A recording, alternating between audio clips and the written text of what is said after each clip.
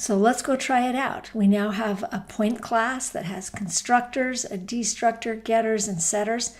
In main, let's go check this out. So first, let's use it with integers.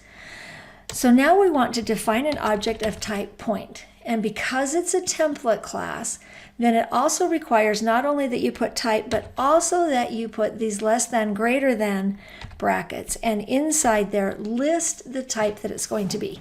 And here we want it to be of type int. And then we want to give it a name. Let's call this one point 1. And here we're just using the default constructor. We're not giving it any initial value. So let's go ahead and see what we get for that. So cout point 1. And what can we do? We can point out its x value, right? So we can say point 1 dot get x value. So that is the x value.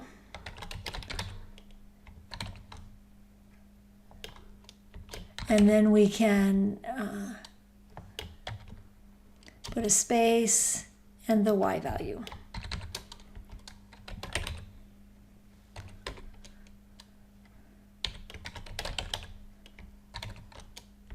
And then an endo. All right, let's see what we get.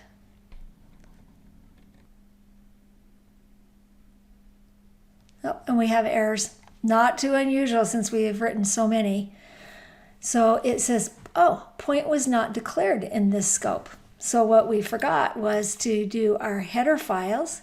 So up here we need to pound include point.h. Okay, we fix that first error and build again.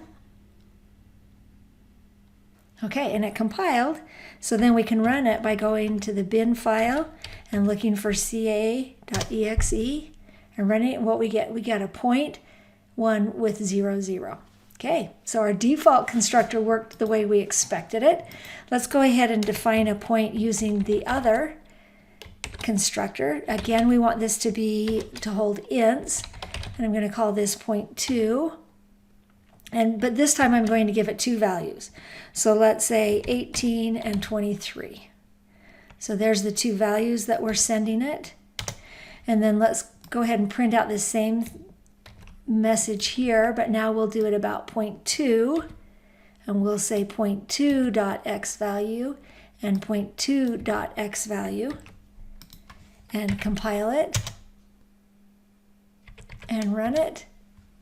And there we've got point 1 and point 2. So we've tried the constructors, both the constructors and the get methods. Let's try the set methods. So if we do point 1 dot set x value to 19 and point 1 dot set y value to 73. Okay.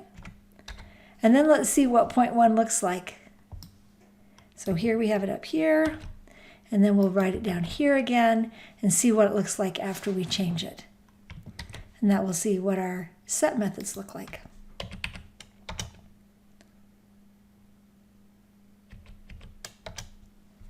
And there we go. So we have 0.00 when it was, and then 0.2, and then we set x and y, and both of them work. And now we've seen that the point class is working with integers. Remember, it was a template. It had no idea what type would be sent. And as soon as we defined an object, we said we want a point class with integers. So what did the compiler do? The compiler took this pattern and it made an entirely new class that was of type int. And everywhere there was a t, it replaced it with int. And it made a point class that worked with integers.